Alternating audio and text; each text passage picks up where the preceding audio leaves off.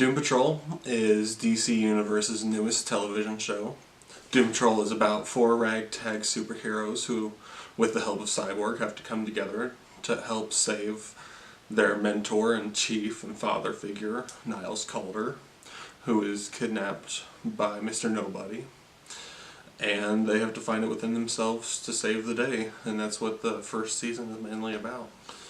Now, I know that this show is technically a spin-off of Titans. I have not watched Titans yet, but I know that they did kind of a soft introduction for these characters in that show to kind of get the reboot going and everything. So I might go back and watch Titans and everything and look at that at some point. Easily the best part of the show is the cast and the acting. The four main characters of the show are Robot Man, played by Brendan Fraser, Crazy Jane, played by Diane Guerrero, Mr. Negative, played by Matt Bomer, and Elasti-Woman, played by April Bowlby. My favorite character is Robot Man in the show because of Brendan Fraser's performance, because he brings that charm that he had in the Mummy movies that he was kind of famous for, and he's able to be very, very funny in the role while he's also able to reach an emotional depth that makes me really appreciate him being able to get this role, and I do think it's one of his best performances he's had in years. I am happy he's in this because I hope it kind of reignites his career a little bit. Another highlight of the show is Diane Guerrero as Crazy Jane, because that character is very, very entertaining. She does a very good job of playing this character who has 64 different personalities, and each one of those personalities all have their own unique superpower, which is a kind of an insane idea. But they do a really entertaining job of showing that. And she does a very good job of being able to show that range and that depth of character. The majority of the show is very, very character driven. A lot of the episodes will have segments where it's flashbacks into these characters' pasts, and then you see kind of what their motivation is and what their purpose is and how they're feeling, and you understand their pain and all their emotions. By the time that the season is over, you feel like you really understand all these characters, and I think that that's probably the best part of the show is the character work, especially with the main characters, because they are very, very fleshed out, and you do form a good connection with these characters, and I really, really enjoyed that aspect of it. And a lot of the character interactions they have are very, very funny and very heartfelt when it needs to be. Now, Cyborg is also in this show too, which is kind of funny that they're bringing him into basically everything now, because he was in Justice League, and of course he's a Teen Titans member and everything, and now he's in Doom Patrol.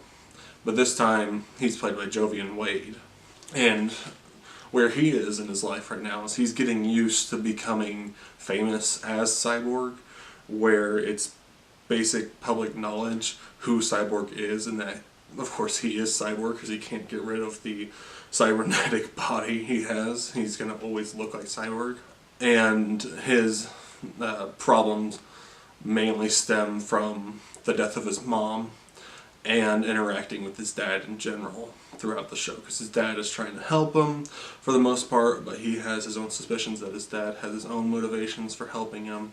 So it's very similar to a lot of the backstory they showed in Justice League and a lot of other depictions of Cyborg. The Chief, or Niles Caulder, who is the mentor of most of these characters, is played by Timothy Dalton, and he does a really good job.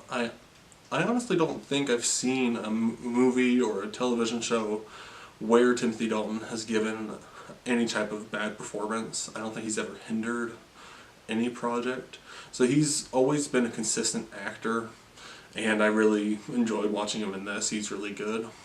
Now, the main villain of the show is Mr. Nobody, who is this omnipotent person or being that breaks a lot of the fourth wall and does a lot of meta humor, where he'll actually narrate the show and the characters will hear the narration to their great annoyance, which can be very entertaining to see.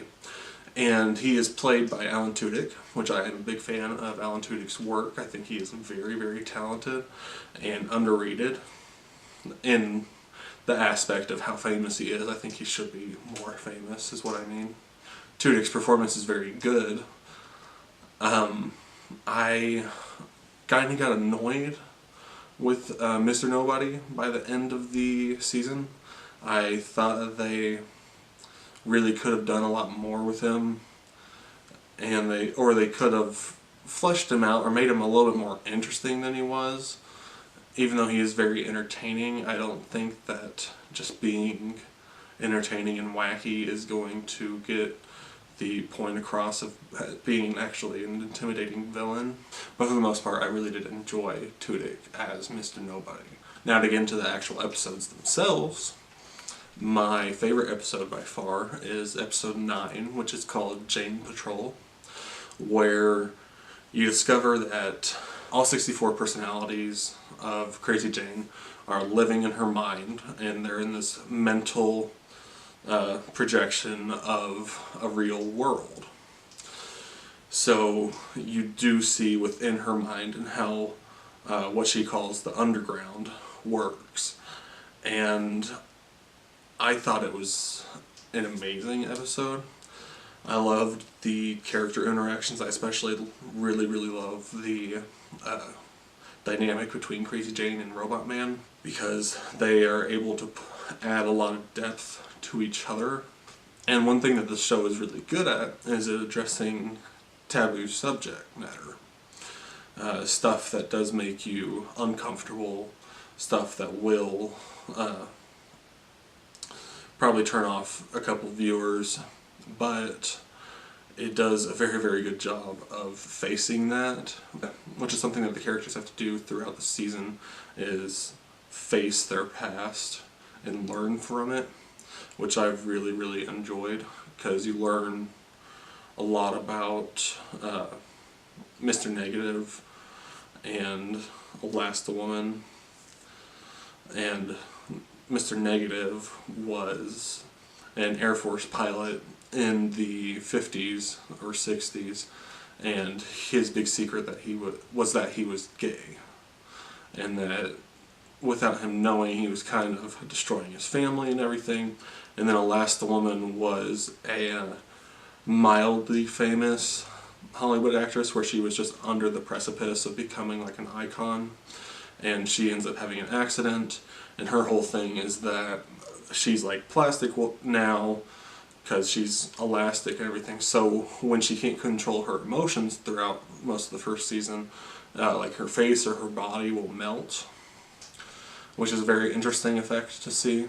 Robot Man was a former NASCAR driver who gets into this accident, and I don't want to spoil too much about it, so I'll let you guys watch it without getting into spoilers.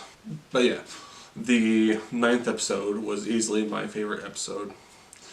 I liked a lot of the first 9 episodes because of the just the character-driven work and writing they do. And then there's a couple good episodes after that that I really enjoyed. 11 through 14 are good. But my least favorite episode, mainly because of one character called the Beard Hunter, was episode 10, which I'll have to give credit to that actor, because he does a good job of playing this very wacky character, but I really disliked the character. I thought it was way too over the top and trying to be weird, and I thought it was unnecessary. I thought there was just stupid gross out humor that they did with him and everything, and I thought the character just sucked. I don't mean to be really mean, but that is kind of a hindrance on the show, is to follow up the best episode with the worst episode, and it's just the worst because of one character. And I might be a little bit hard on it, but I personally, I just really did not like that character. I thought it was a terrible character to have in the show. I can see why some people might like it and everything, because he is funny, I guess you could say, and wacky and everything, but I really didn't like it. The penultimate episode, the 14th episode, is also very entertaining, and there's a certain sequence that made me laugh harder than I have in a while watching anything. And you have to watch it yourself once you get to it, because spoiler if I tell you what happens. But I really enjoyed that. I thought that was hilarious. And there are good characters that they bring in for the last couple episodes, which are a lot of fun. Now, where I think that this series could improve was the way they handled their season finale, because their season finale felt very unfocused. I thought that it drops all of the character arcs, more or less. It doesn't give them really anything to do, and it just turns into, let's see how weird we can be with this show. Which in an aspect, that's cool to see, but it felt very empty in what they were doing. Because like, it's a good idea, but there's not really much to it. And they kind of dropped the ball in the finale, which is disappointing, because I do want to see more from these characters, but if that's how they're going to end their first season, I am a little bit skeptical about what the second season will be like. Which, I'm pretty sure they have renewed the second season, and I am excited to see it when it comes out.